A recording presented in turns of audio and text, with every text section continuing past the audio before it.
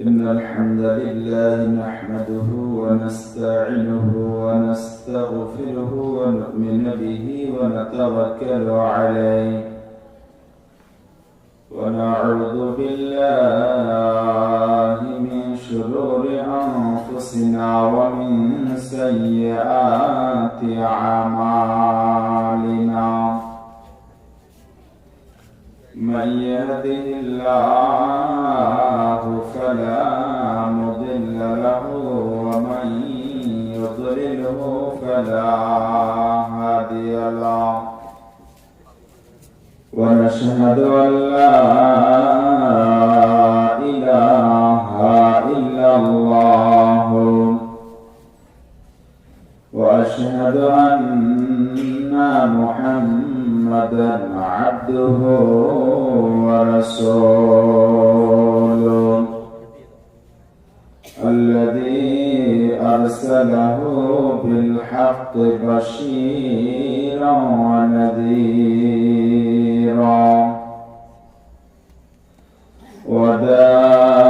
وداعيا إلى الله بإذنه وسراجا منيرا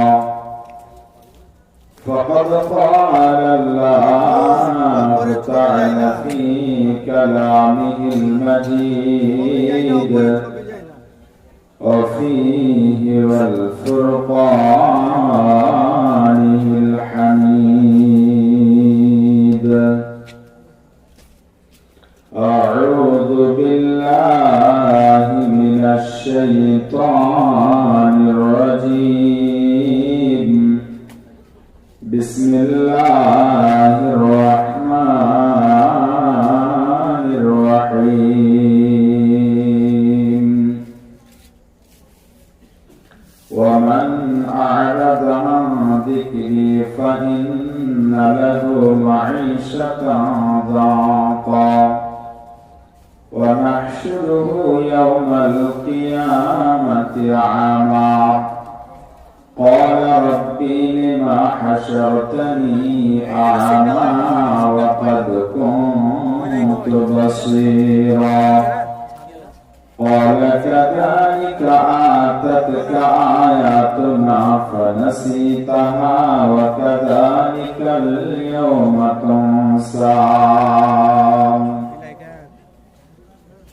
بسم الله الرحمن الرحيم ومن كان في هذه الأعمى فهو في الآخرة أعمى بسم الله الرحمن الرحيم وإن منكم إلا واردها كان على ربك حتما مقضيا وقال النبي صلى الله عليه وسلم وعن ابن عمر رضي الله تعالى عنه قال قال رسول الله صلى الله عليه وسلم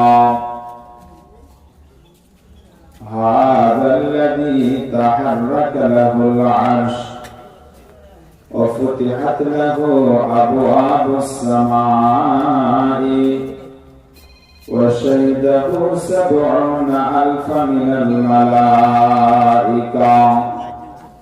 لقد ضم ثمة ثم فرج عنه القما قال عليه الصلاة والسلام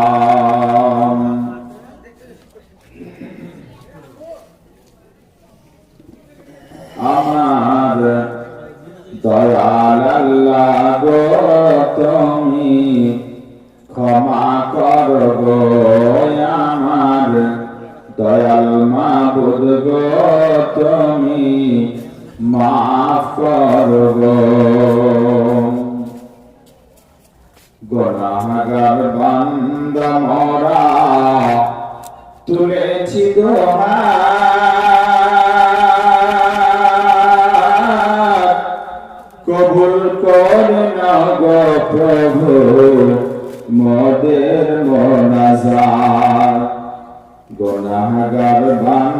আমরা তুলেছি দোহার, কবুল করে নাও গো প্রভু মোদের মোনাজাত।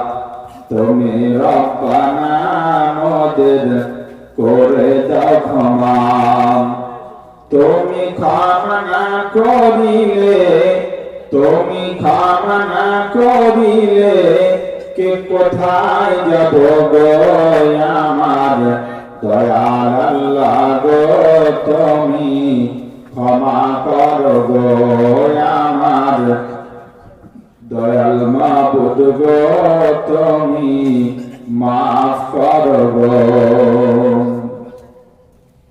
কিয়ামতের মাঠে মরে শরণে রাখিয়া, জাহান্নামের আগুন হতে বাঁচায়া নিও। তুমি রহমান মোদের না করো অপমান, তুমি রহমান মোদের না করো অপমান। জাহান্নামের আগুন হতে, জাহান্নামের আগুন হতে নাজাত দিও গো আমার দয়াল মাবুদ গো, তুমি মাফ করো গো আমার দয়াল আল্লাহ গো, তুমি ক্ষমা করো গো। সবার চেয়ে দিলে আমি তোমায় ভালোবাসি, তাই না আমি দিবানিশি বারে বারে আসি। তুমি জলিল জব্বার, তুমি গফুর গফার, দয়া করে পুলসিরাতে, দয়া করে পুলসিরাতে করে দিও পার। তুমি দয়াল মাবুদ গো, তুমি মাফ করো গো আমার দয়াল আল্লাহ গো, তুমি ক্ষমা করো গো। উপস্থিত কেরাই মাদ্রাসা কাশফুদ্দোজা এর উন্নতি কল্পে 29তম আলিমুসান জলসা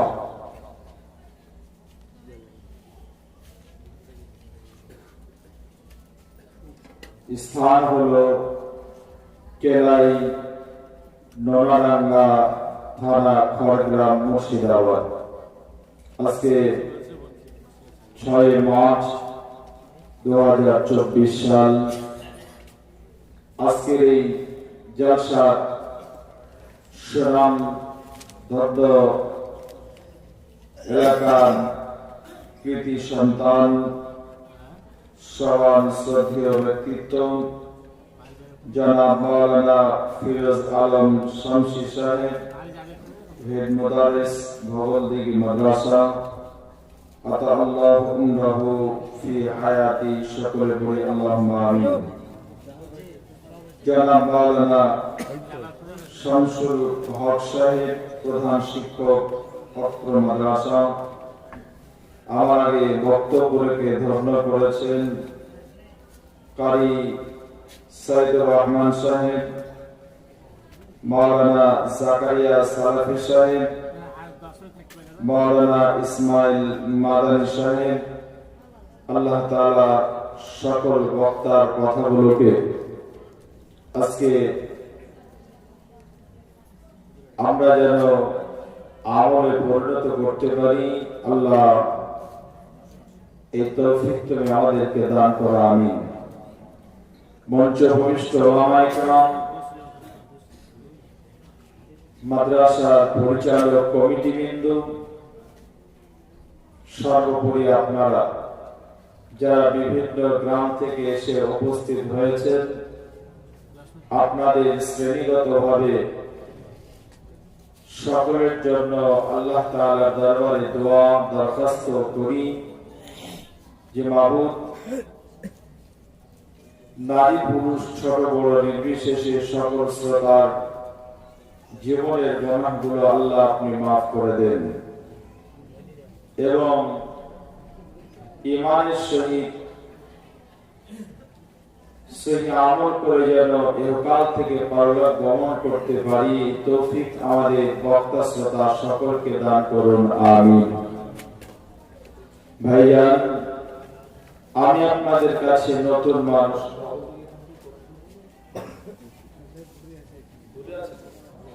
জি গত কয়েকদিন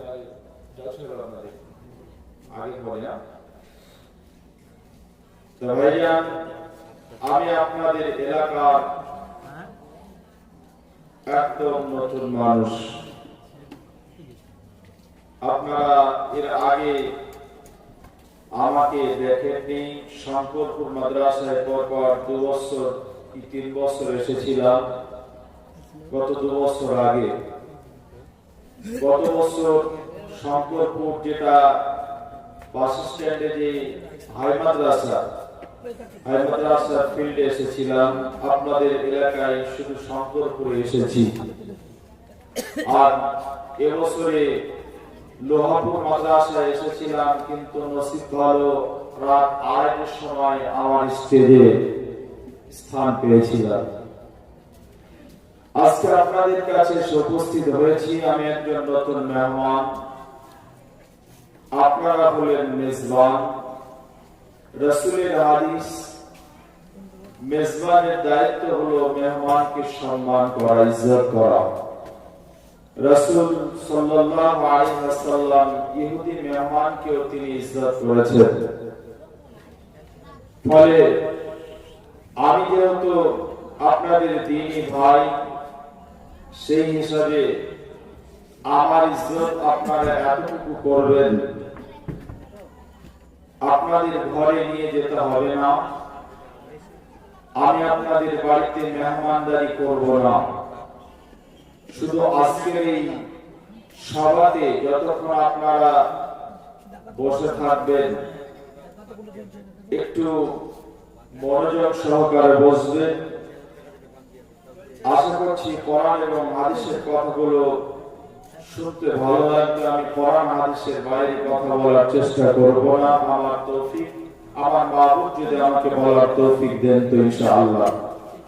কারণ আমি আপনি যত চেষ্টা করি, আল্লাহ যদি বলার ক্ষমতা না দেন, আমি বলবো বললে আমার জিহ্বা যদি না নড়ে, জবান যদি না চলে, আল্লাহ যদি এটাকে রদ করে দেন, আমি বলতে পারবো না। বিদায় আল্লাহর কাছে পরিশেষে দোয়া করি, মাবুদ অনেক কষ্ট করে এসেছি, মানুষগুলো শ্রোতা হিসাবে এসে বসেছেন। আল্লাহ, আমি কোরআন এবং হাদিস থেকে যেন সঠিক কথাগুলো বাস্তবতা দিয়ে মানুষকে বোঝাতে পারি সহজ সরল ভাষায়। আল্লাহ আমাকে এই তৌফিক তুমি দান করো। রব্বি ইশরাহ লি সাদরি ওয়া ইয়াসসির লি আমরি ওয়াহলুল উকদাতাম মিন লিসানি ইয়াফকাহু কওলি। রব্বি জিদনি ইলমা। আল্লাহুম্মা আনফা'নি বিমা 'আল্লামতানি ওয়া 'আল্লিমনি মা ইয়ানফা'ুনি ওয়া জিদনি ইলমা। আল্লাহ তাআলার দরবারে দোয়া দরখাস্ত করলাম, আল্লাহ কবুল করুন। ভাইয়া, আমি আপনাদের সামনে বক্তব্য রাখার আগে আপনাদের মূল্যবান সময় থেকে 1.5 থেকে 2 মিনিট চেয়ে নিচ্ছি।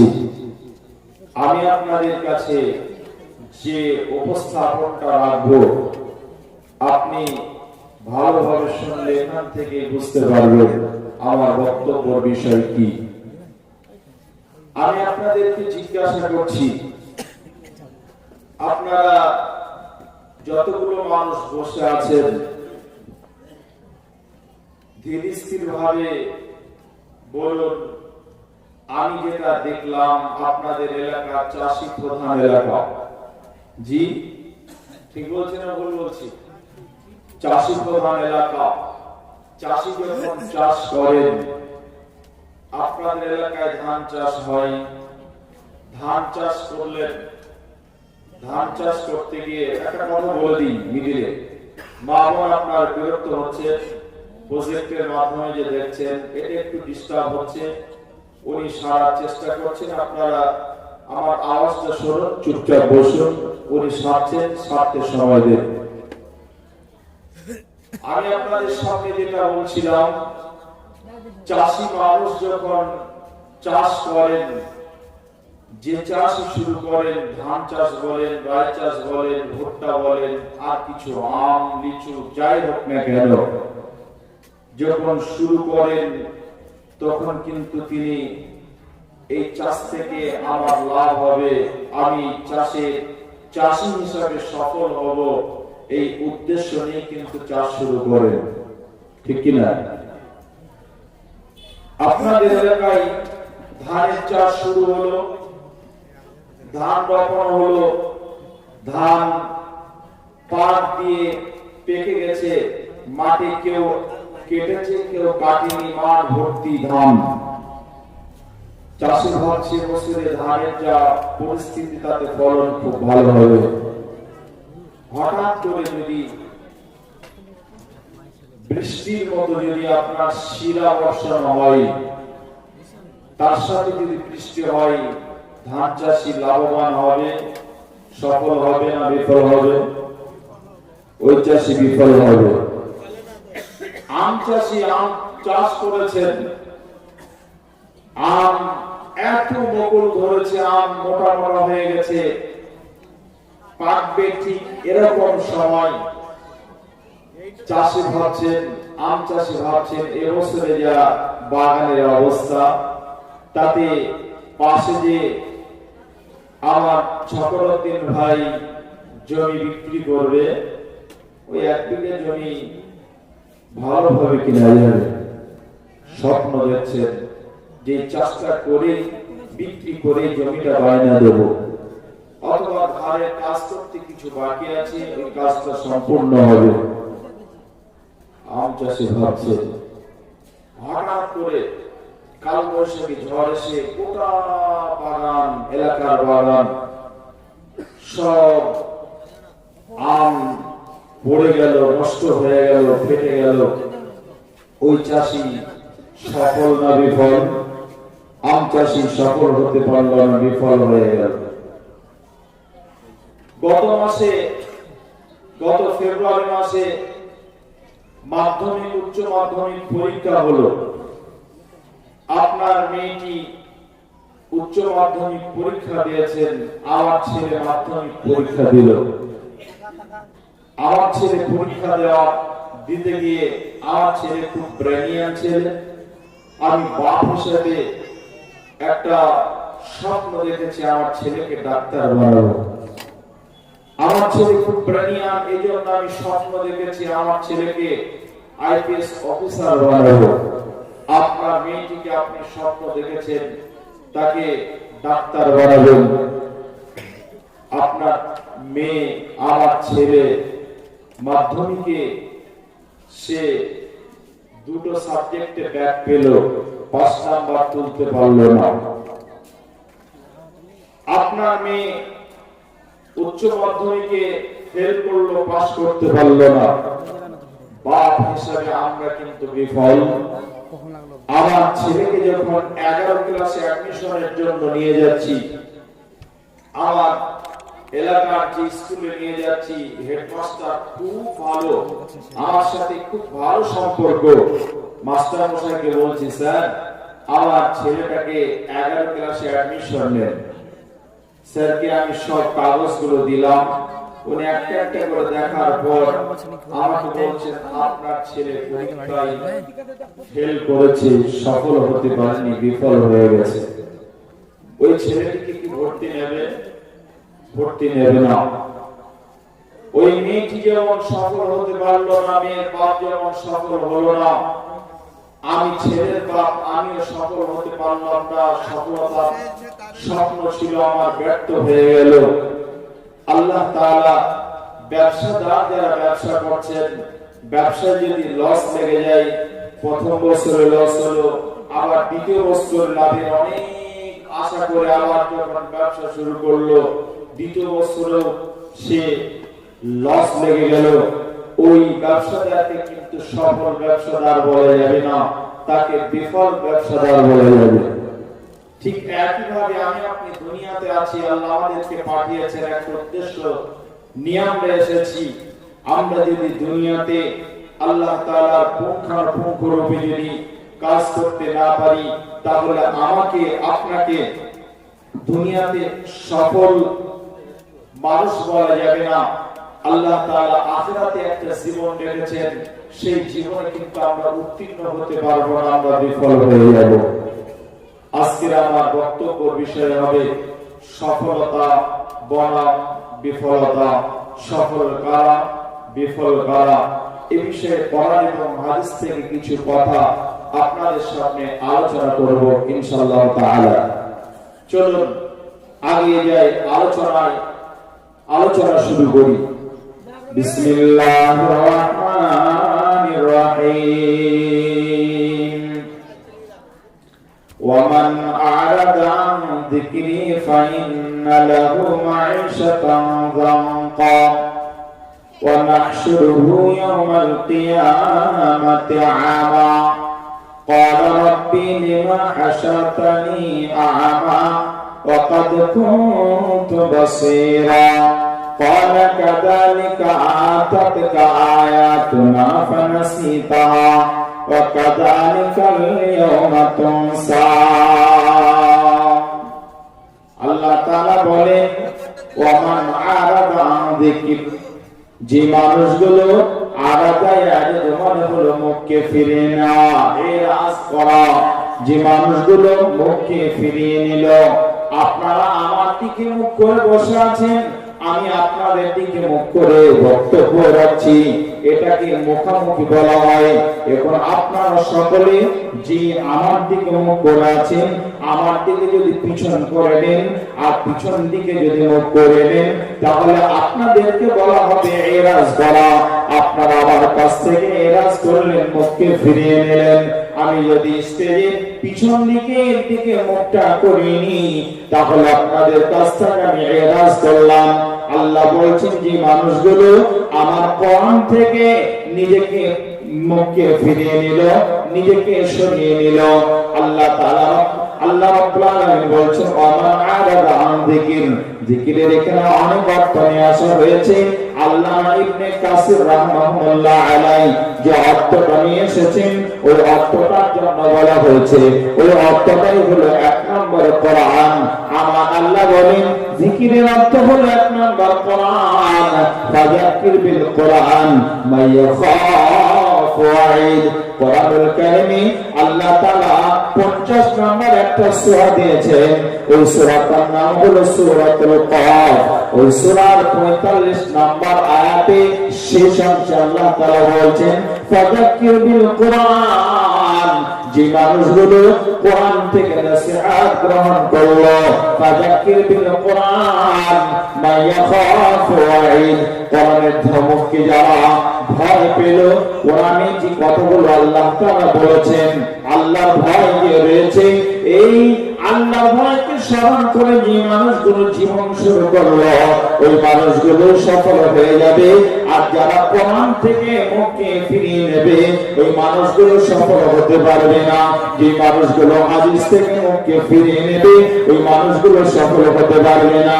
যে মানুষগুলো আল্লাহ রাব্বুল আলামিন বলছেন শোনো, মাদ্রাসাতে কোরআন এবং হাদিসের দার্স দেওয়া হয়, ওই মাদ্রাসাতে কোরআন সুন্দরভাবে পঠন পাঠন করানো হয়। ওই মাদ্রাসা থেকে যদি কেউ মুখকে ফিরিয়ে নেয়, তাহলে ওই লোকটা সফল হতে পারবে না। ও নারী হোক চাই পুরুষ হোক, ছোট হোক চাই বড় হোক, যেই হোক না কেন, ওই লোকটা কিন্তু সফল হতে পারবে না, ওই লোকটা বিফল, ও সফল নয়। আল্লাহ তাআলা বলছেন فذكر بالقرآن من يخاف وعيد بسم الله الرحمن الرحيم ومن أعرض عن ذكري فإن له معيشة ضنكا ونحشره يوم القيامة أعمى যে মানুষগুলো কোরআনের মতো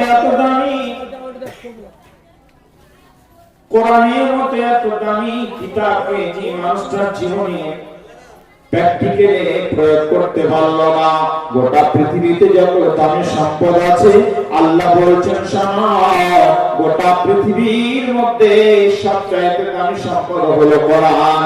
এই কোরআনের নাম হলো কোরআন, এই কোরআনের নাম হলো নূর, এই কোরআনের নাম হলো হুদা, এই কোরআনের নাম হলো তানজিল, এই কোরআনের নাম হলো ফুরকান। যে মানুষটা এই কোরআনকে নিজের বাস্তবে প্রয়োগ করতে পারবে, আল্লাহ তাআলা বলেন আমি তাকে হিদায়াতের মশাল তার জীবনে জ্বালিয়ে দেব। কোরআন কার বাণী না আল্লাহর বাণী? আল্লাহ তাআলা বলছেন পৃথিবীতে কোন মানুষ যদি আমাকে রব বলে মেনে নেয়, আমাকে অভিভাবক বলে যদি মেনে নেয়, আর আমি যদি তার অভিভাবক হয়ে যাই, ও যদি আমাকে প্রকৃত অর্থে অভিভাবক বলে মেনে নেয়, আল্লাহু ওয়ালিয়ুল্লাযিনা আমানু ইখরিজুহুম মিনাদ-দুলুমাতি ইলান-নূর। ওই মানুষটা যদি আমাকে অভিভাবক বলে মেনে নেয়, তাহলে আমি আল্লাহ তাকে অন্ধকারের জগৎ থেকে বাইরে করে নিয়ে এসে তাকে আমি আলোর মশাল তার হাতে ধরিয়ে দেব। অর্থাৎ কোরআনের মতো এত দামি সম্পদ সে পেয়ে যাবে, সে কোরআনের নূর পেয়ে যাবে, তার জীবন পরিবর্তন হয়ে যাবে।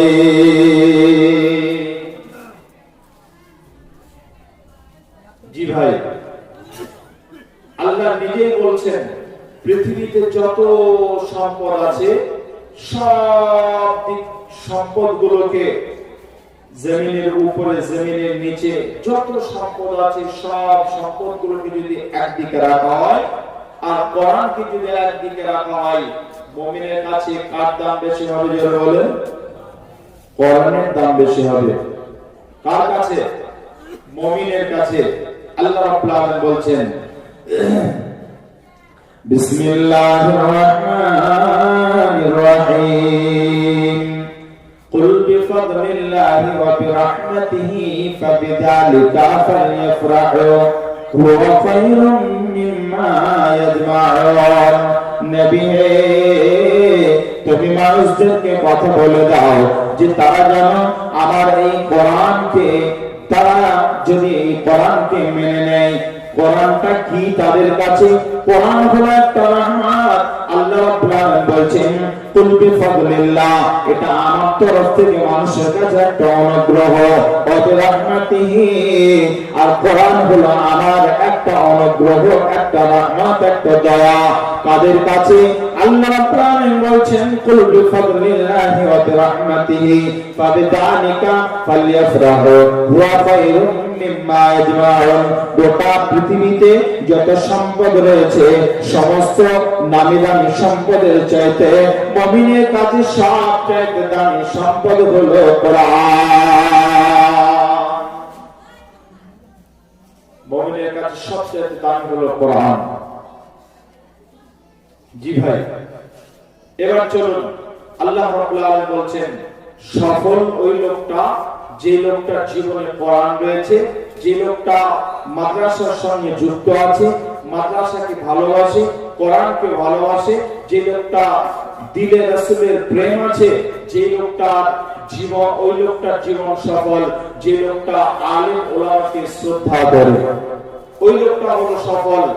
আর বিফলকে, যে মানুষটা এগুলো বিপরীতে চলে, ওই লোকটা হলো বিফল।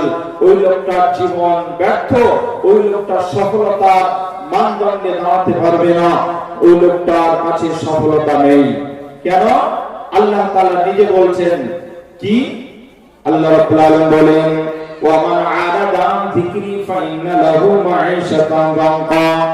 যে মানুষটার জীবনে কোরআন থাকবে না, যে লোকটার জীবনে ইসলাম থাকবে না, যে লোকটার জীবনে রাসূলের আদর্শ থাকবে না, ওই লোকটার জন্য বলা হলো, ওই মানুষটার জন্য বলা হলো আল্লাহ রাব্বুল আলামিন বলেন ওই লোকটা তো সফল নয় ও তো বিফল ওই লোকটা সফলতা অর্জন করতে পারলো না। আমার আল্লাহ তিনি সুন্দর করে বলছেন শোনো ওই লোকটার জীবনটা আল্লাহ তাআলা সংকীর্ণ বানিয়ে দেব। আল্লাহ রাব্বুল আলামিন বলছেন আমি তার জীবনটা মাঈশাতান যানকা, আমি আল্লাহ তার জীবনটা সংকীর্ণ বানিয়ে দেব। দুনিয়াতে সংকীর্ণ থাকবে, আখিরাতে জীবনটা সংকীর্ণ হয়ে যাবে। দুনিয়াতেও সংকীর্ণ, আখিরাতেও সংকীর্ণ হবে। শুধু তাই নয়, আল্লাহ রাব্বুল আলামিন বলেছেন ওয়া নাহশুরুহু ইয়াওমাল কিয়ামah